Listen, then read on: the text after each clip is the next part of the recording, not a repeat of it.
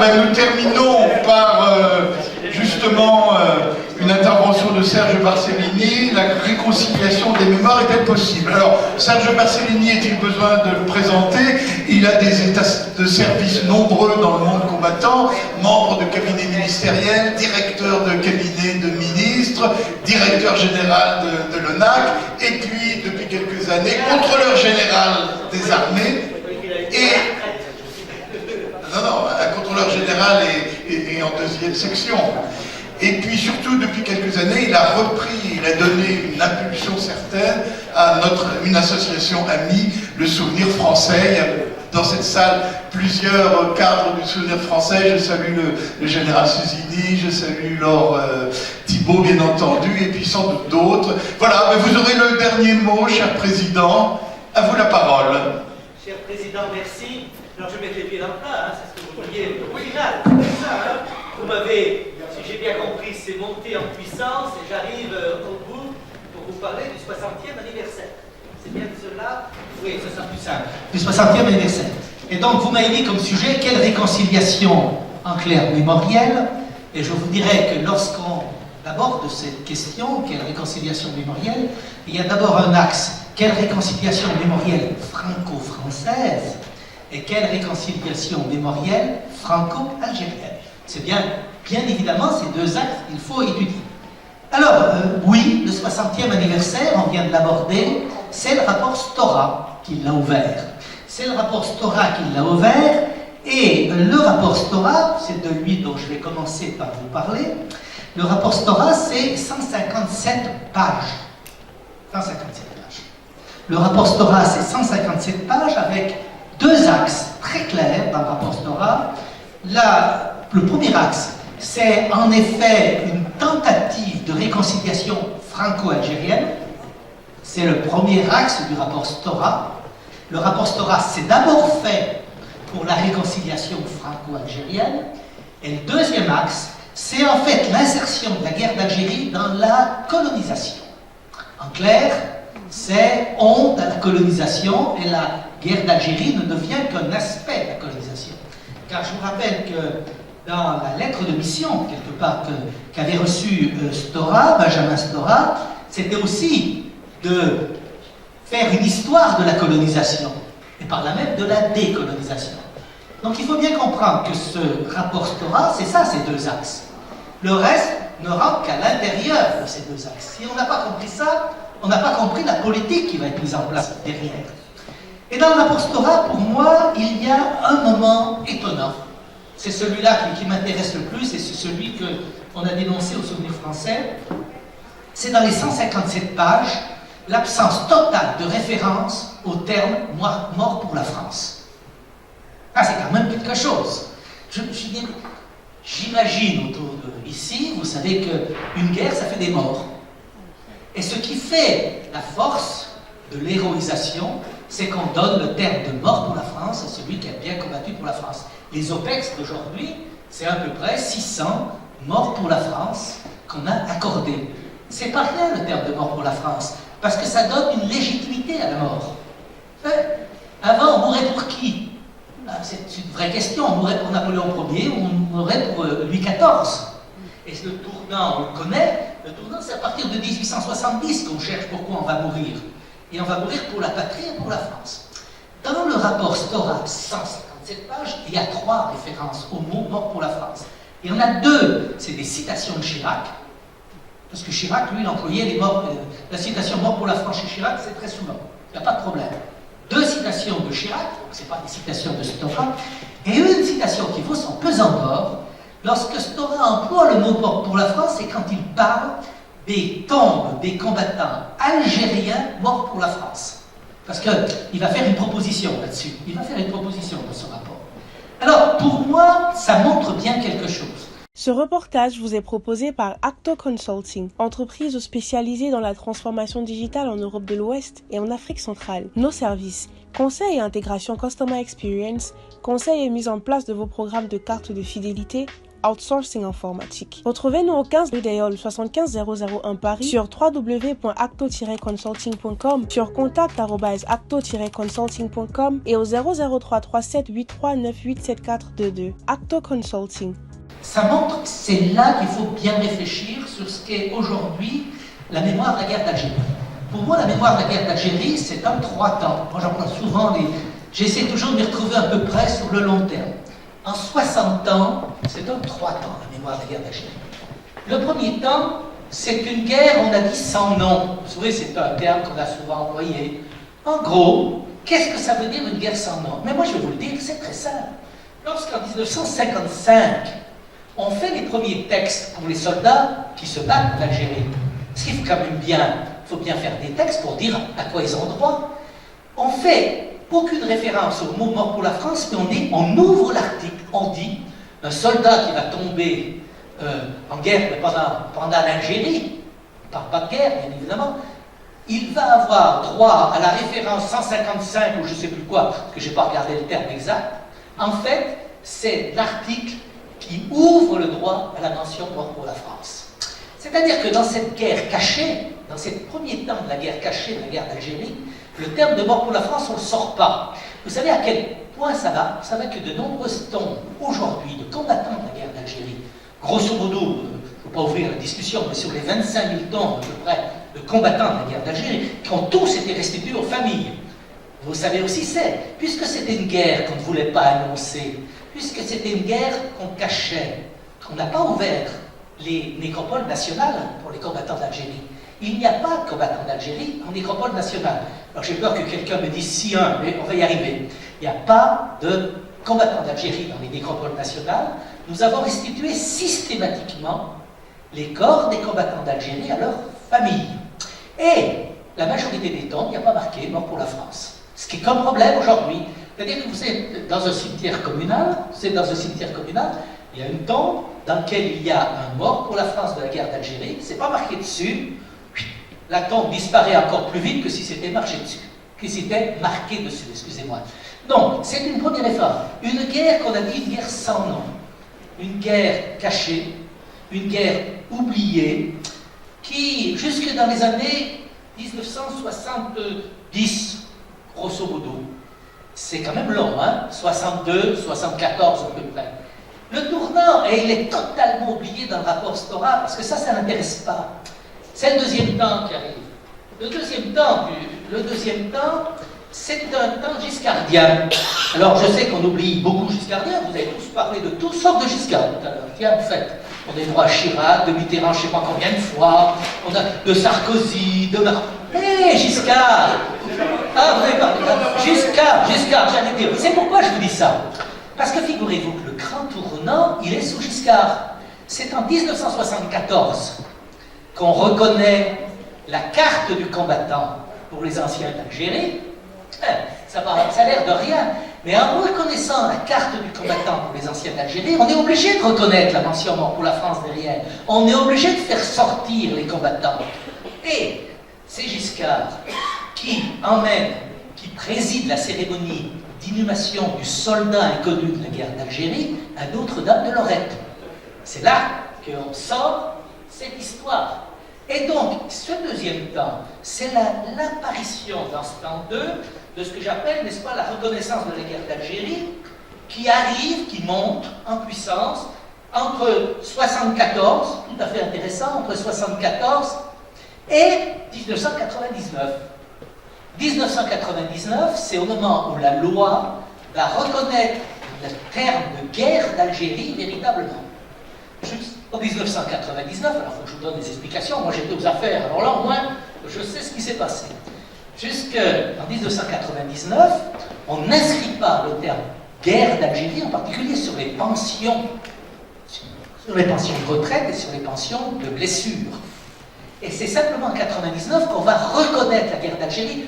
Je vous signale que ce n'est pas tout à fait les mêmes pensions quand c'est hors guerre ou avec guerre. C'est aussi pour ça que le ministère des Finances freinait des cas de fer, lui pour des raisons qui n'étaient pas du tout symboliques, mais qui étaient purement financières, il freinait des cas de fer, la reconnaissance de la guerre. Et en 1999, donc j'ai Giscard en 1974, Vous voyez, 25 ans après, la reconnaissance de la guerre. En fait, c'est une reconnaissance tellement tardive que je pense qu'on est déjà rentré dans le troisième temps. Et le troisième temps, c'est le temps d'aujourd'hui. Quand Stora parle de la guerre d'Algérie, il parle de sale guerre. On est passé d'une guerre qu'on cachait, le premier temps, on est passé le deuxième temps à une guerre qui commençait à être reconnue comme une guerre, 20 ans, jusqu'en 99, et nous sommes aujourd'hui dans une guerre qu'on appelle la sale guerre. Je vous signale que dans les termes de Stora, il emploie, quand il fait des déclarations, il parle de sale guerre pour la guerre d'Algérie. Pourquoi la sale guerre? C'est la guerre coloniale ou décoloniale. À partir du moment où la colonisation est devenue la page la plus critiquée de l'histoire de France aujourd'hui, vous ne pouvez plus sortir, vous ne pouvez plus ouvrir un livre sans qu'on vous dise que la colonisation c'est la pire des choses qu'on ait pu faire. La guerre d'Algérie devient un élément de cette vision de la colonisation. Bon, donc c'est ça que je vous souhaitais vous dire pour bien comprendre le contenu du rapport Stora. Maintenant, on va dire en deuxième temps comment il a été appliqué. Alors là, je vais redire un certain nombre de choses que vous avez entendues. Bon, je vais en gros le résumer. En fait, quand le président Macron a pris le rapport Stora, il l'a découpé en tranches. Voilà. Moi, j'appelle ça les tranches mémorielles. C'est formidable. Nous avons eu un 60e anniversaire, vous ne l'avez peut-être pas vu, mais moi, je vais vous l'expliquer. Nous avons eu un 60e anniversaire en tranches mémorielles. C'est assez étonnant. Des petites tranches mémorielles. Avec la vraie question que nous devons nous poser, est-ce que quand on fait une politique mémorielle en tranches, est-ce que ça aboutit à une réconciliation? Parce que c'est ça la vraie question. Est-ce que quand vous coupez une mémoire en petites tranches, vous arrivez au bout de la réconciliation? Alors les tranches, on y va. Vous avez eu la tranche Harki. Le président de la République a reçu à l'Élysée les associations de Harki. Il leur a promis beaucoup de choses. Il leur a dit qu'il reconnaissait tout, parce qu'un président de la République, quoi qu'il arrive, il reconnaît tout. Alors donc vous êtes tranquille. Il a dit, les Harki qui sont sortis, ils étaient contents. Ils étaient, ça je peux vous le dire. C'était la tranche Harki. Après, on a eu la tranche. Absolument. Il a décoré le général Meyer ce jour-là à l'Élysée. Non, tout à fait intéressant. C'était la tranche Harki. Je ne l'ai fait pas dans l'ordre chronologique. Si ça vous amuse, vous pourrez le faire en ordre chronologique. Je ne l'ai pas fait. Nous avons eu la tranche rapatriée d'Algérie. La même chose, il a reçu à l'Élysée les associations de rapatriés. Alors je peux vous dire, la sortie, ils m'ont dit à la sortie, il nous a dit ce qu'on attendait depuis 60 ans. Et moi j'ai dit, c'est évident. Un président merveilleux, puisqu'il dit toujours ce qu'on attend. Et donc c'était la deuxième tranche. Il a dit, les harkis, après les harkis, les rapatriés, je peux vous dire, c'était parfait. La troisième tranche, je vous le rappelle, c'était en effet, vous l'avez dit tout à l'heure, ça a été la tranche sur les victimes de l'armée française, l'affaire Audin, mais aussi ceux qui ont été, tous ceux qui ont été tués en octobre 1961, 62, je crois 61, je vous cite comme ça. Donc c'était une tranche aussi qui était pour rassurer ceux qui étaient les opposants de la guerre d'Algérie et ceux qui pensent que les colonies, c'est la pire des choses qu'on a pu faire. Et puis je vous rappelle qu'il y a eu une petite tranche OAS, on l'oublie toujours. Le président de la République a reçu des jeunes à l'Élysée, dont le petit-fils de Salan. C'est-à-dire qu'il avait découpé en tranches toute la guerre d'Algérie en disant, c'était un pari quelque part. C'était, si je contente chaque tranche mémorielle, puisque la mémoire de la guerre d'Algérie, pour franco-français, c'est émiettée, et vous le saviez, j'aurais pu commencer par ça, en vous disant que nous avons une mémoire totalement émiettée de la guerre d'Algérie. Et il est parti du principe que si on réglait le problème de l'émiettement, on y arriverait. Alors, le plus étonnant pour moi, vous le vieillette, non? C'était le 18 octobre, le président de la République a réuni dans la cour des Invalides, il a fait la tranche appelée du contingent. Je vous résume. C'était la tranche appelée du contingent. Je vous dis, c'est toujours dans les tranches. Alors, la tranche appelée du contingent, il avait pris le 18 octobre, ce qui était intelligent. C'était le 18 octobre 1999. C'est-à-dire qu'il n'a pas pris le 19 mars, il n'a pas pris le 5 décembre. Donc il a pris la date qui rassemble, puisque c'est celle où il y a le terme de guerre d'Algérie. Donc, il a réuni aux Invalides une belle cérémonie qui, moi, me laisse impressionné. Je suis encore impressionné parce qu'il est bon, notre président, hein, je vous le dis quand même, hein, je suis obligé de reconnaître mon goût. Impressionnant. Il n'a pas fait de discours. Merci de me dire. Faire une cérémonie, président de la République, dans la cour des Invalides, où il y avait là toutes les grandes associations du monde ancien combattant. Hein? Il y avait du monde, hein? Si vous y étiez, vous pouvez dire qu'il y avait du monde. Hein?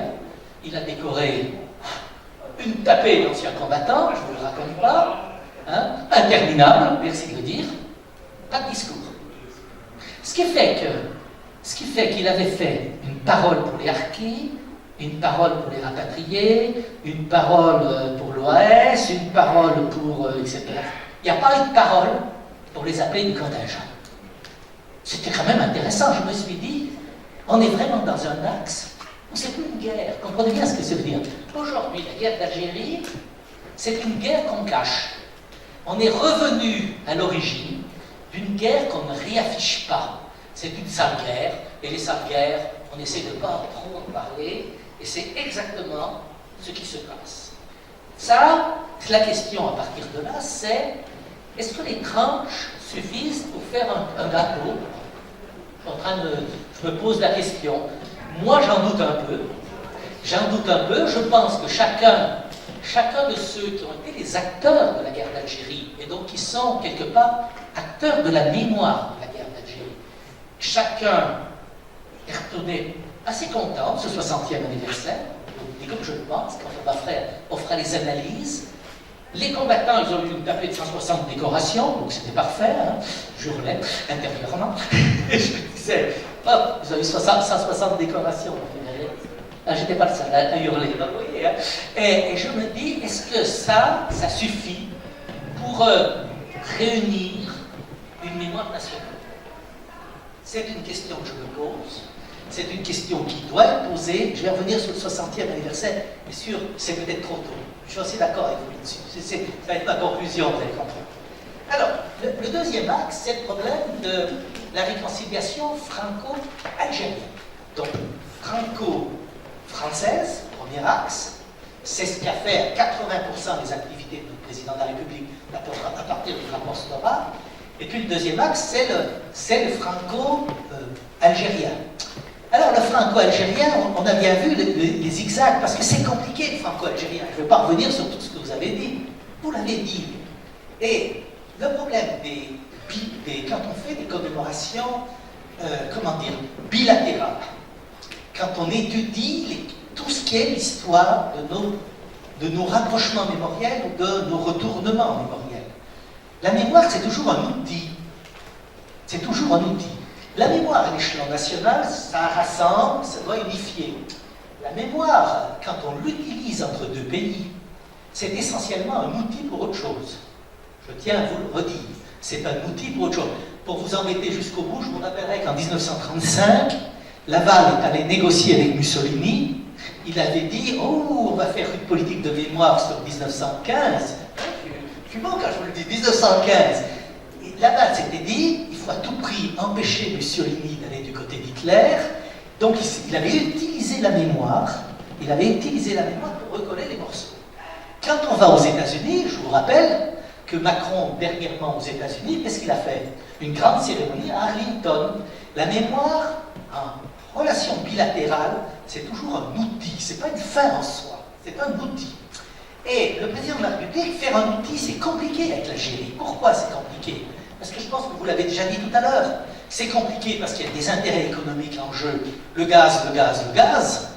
Puis en ce moment, c'est peut-être un vrai sujet, le gaz. Il y a des intérêts démographiques en jeu.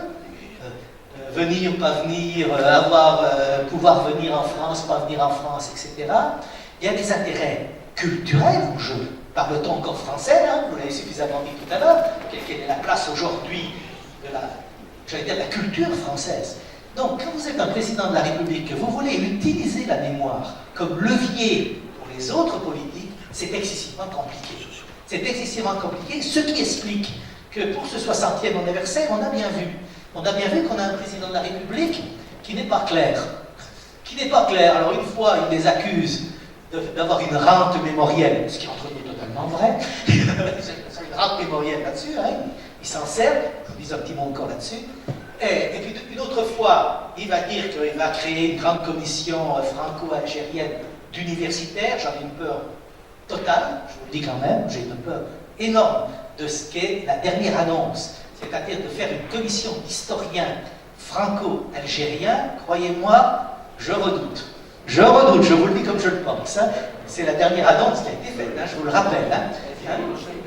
Ah mais l'Algérie, eux, ils les tiennent, leurs universitaires, nous pas. La grande différence, elle est là. La France ne tient pas ses universitaires. L'Algérie, elle les tient, ça je peux vous dire. Hein. Donc il y a une différence qui me semble évidente. Hein. Non, ils trouveront. On en reparlera, on verra. Alors, donc, si vous voulez, du côté l'utilisation, y a-t-il une réconciliation franco-algérienne à partir du 60e anniversaire? Non.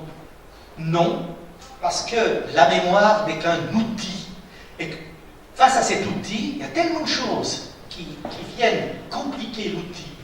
L'économie, la démographie, la culture, le Sahara, le Maroc. Pas le Maroc.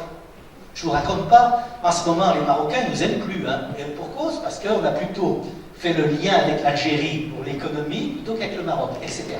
Donc, bien retenir que si nous voulons une réconciliation franco-algérienne, demain, la mémoire, il faut d'abord régler les autres problèmes avant de régler le problème de la mémoire. Voilà. Ou en gros, ce que je soutiens. Alors, ma conclusion là-dessus, c'est le 60e anniversaire. Le 60e anniversaire, alors, c'est que je suis beaucoup interrogé sur les problèmes commémoratifs et les problèmes de calendrier commémoratif. Moi, en gros, j'ai l'habitude de dire qu'il y a deux grands anniversaires dans l'histoire commémorative. C'est les 40e et les 70e. Alors, vous allez me dire pourquoi les 40e et les 70e. Les 40e anniversaires, c'est l'anniversaire où vous avez encore des chefs qui peuvent témoigner. Parce qu'ils avaient 30 ou 40 ans, ils ont 80 ans au 40e. C'est le schéma, 6 juin. Au 40e anniversaire du 6 juin, au 40e anniversaire de la libération de Paris, vous aviez encore des compagnons de la libération, vous aviez encore...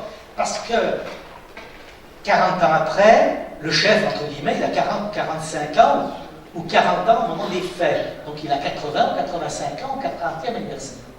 Le 70e anniversaire, c'est le moment où il y a les derniers témoins qui peuvent témoigner.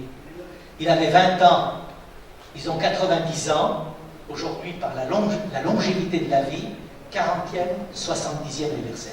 C'est pour, quand vous regardez les calendriers, c'est les deux grands anniversaires, 40e, 70e. Au 80e anniversaire, je ne suis pas en train de vous enterrer, hein, les anciens combattants d'Algérie ici présents, parce qu'il y en a qui vont sortir en disant « ça y est, il nous a enterrés ». Au 80e anniversaire, vous serez moins nombreux. Vous avez compris ce que je dis. 80e anniversaire, bon, vous avez compris, vous aviez 20 ans, 25 ans, 80e anniversaire, on y passera tous, donc je peux le dire très tranquillement, hein, je peux le dire très tranquillement. Les 80e anniversaires, pourquoi je vous dis ça? C'est le 80e de 44 qui est en train d'arriver. Hein? Nous aurons le 80e de 1943, le 80e de 44, le 80e de 45 qui est en train d'arriver, et vous savez très bien que c'est les derniers de derniers. C'est les derniers témoins qui seront là. Donc, 40e, 70e. Les 60e, tout prouve que ce ne sont pas des grands anniversaires. Tout prouve, dans l'histoire commémorative française, que nous n'avons pas affaire à des grands anniversaires. Alors, avant à vouloir surfer comme le président Estora, sur un 60e anniversaire, il était hors courant de la vie. Il était hors courant de la vie commémorative. Il a surfé sur un anniversaire qui n'est pas généralement un grand anniversaire. Alors vous ferez des calculs, vous verrez hein, ce que je vous dis, vous verrez pour 14, le 60e anniversaire quand il était, vous verrez pour tous les grands anniversaires, je vous dis, c'est les 40e, les 70e, et bien sûr les centièmes. Bien sûr les centièmes. Je ne néglige pas les centièmes, mais il n'y a plus du tout de témoins des centièmes. Les centièmes, c'est la pierre qui parle, et c'est les historiens qui font parler. Hein, on est bien d'accord. C'est ça. Voilà, alors, je voulais finir là-dessus en vous disant qu'est-ce qui se passe pour la guerre d'Algérie. Alors, la guerre d'Algérie, vous le savez, et vous l'avez dit tout à l'heure, nous sommes en plus dans un 60e anniversaire étonnant, puisque c'est toujours le même parti politique qui s'est construit, cette fameuse rente mémorielle. Le mot est très bon parce que c'est le mot Macron. La rente. Tant qu'on ne sera pas sorti de la rente mémorielle, on ne sortira pas d'Algérie. Et c'est là que je vous fais un dernier parallèle. Regardez le Vietnam. Regardez le Vietnam. La guerre d'Indochine, il n'y a absolument aucun problème. Dans la mémoire indochinoise, nos relations avec le Vietnam qui ne se sert pas de la mémoire comme d'une rente. Le Vietnam a fait son développement économique très fortement. Je vous rappelle qu'au Vietnam, nous avons plus de morts qu'en Algérie. La guerre d'Indochine fait beaucoup plus de morts en France que la guerre d'Algérie. Regardez, il n'y a pas de débat sur la rente mémorielle. Le Vietnam n'utilise pas la mémoire. Il n'y a aucun débat. Regardez, aucun débat.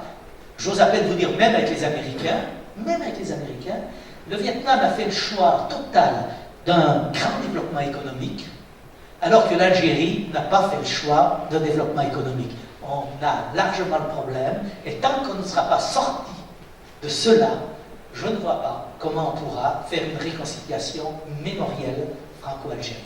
Merci beaucoup. Merci beaucoup, Serge Barcellini, d'avoir recadré. Je pensais qu'on allait terminer sur une note optimiste, mais vous nous mettez devant des problèmes qui sont actuels. Hein. Voilà, mais écoutez, merci beaucoup. Vous nous avez beaucoup apporté par une réflexion personnelle qui est tout à fait pertinente. Voilà, alors on va peut-être terminer. S'il y a une intervention, mais de quelqu'un qui n'est pas encore intervenu, je vois le général Beauchesne, est-ce qu'il peut dire un petit mot? Sinon, j'appelle les intervenants pour faire une photo des intervenants qui sont encore là. Venez, hein, les intervenants, avant qu'on se disperse, que vous soyez sur la photo mémorielle, qui ne sera pas utilisée par nous comme une rente mémorielle. Voilà,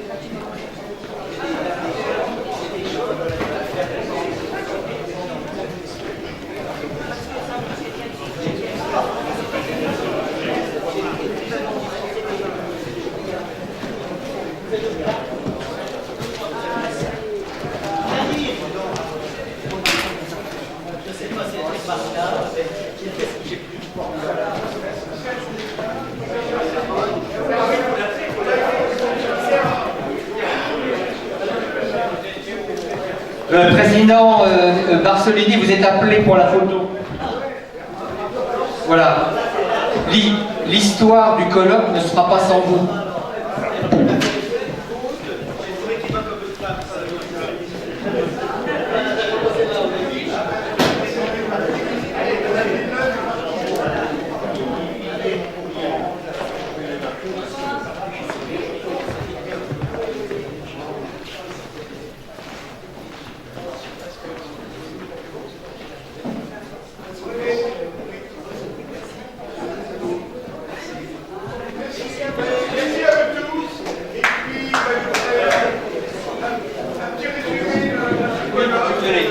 Alors, je voulais, juste avant de se quitter, vous dire deux mots, mais soyez rassurés, ça sera pas long. Je veux vous dire que, alors, par rapport à l'intervention du président Barcellini, simplement rappeler que l'UNC avait émis des réserves également sur le rapport Stora. Voilà. Deuxièmement, certains d'entre nous étaient présents au Quai Branly pour le 5 décembre Et nous avons entendu un discours du ministre des Affaires étrangères, le ministre de la Défense, pardon, qui a déplu à une partie de l'assistance. Normalement, le gouvernement doit être rassembleur. Là, le ministre, à deux reprises, a lancé des charges contre le terrorisme de l'OAS sans parler du terrorisme du FLN. Alors c'était très mal vécu et c'est pas une bonne manière de rassembler les Français. Voilà. Ce que je voulais vous dire pour terminer,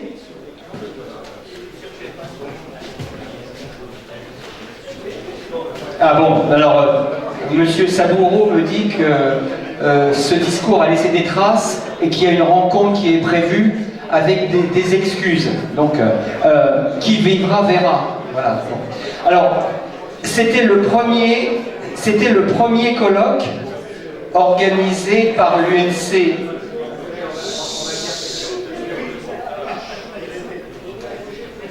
C'était le premier colloque organisé par l'UNC de Paris. Et ce ne sera pas le dernier. Alors, on peut espérer que ça ne sera pas le dernier, comme dit mon collègue et néanmoins ami Didier Béoutis, parce que nous nous étions fixé un objectif, c'est d'organiser ce premier colloque en espérant avoir des témoignages vivants. Et de ce point de vue-là, je pense que vous serez d'accord avec moi que nous avons été servis et très bien servis. Donc, encore, oui, on peut applaudir. Un immense merci à tous les intervenants, toutes et tous les intervenants qui nous ont permis d'avoir un colloque un premier colloque très riche. Et du coup, je pense que nous n'allons pas laisser ces témoins, nous n'allons pas les laisser partir, nous allons garder contact avec eux, parce que comme l'a dit la directrice générale de l'ONAC qui était avec nous ce matin, il y a des témoignages à faire aussi auprès des jeunes. Bon, j'aurais voulu que des jeunes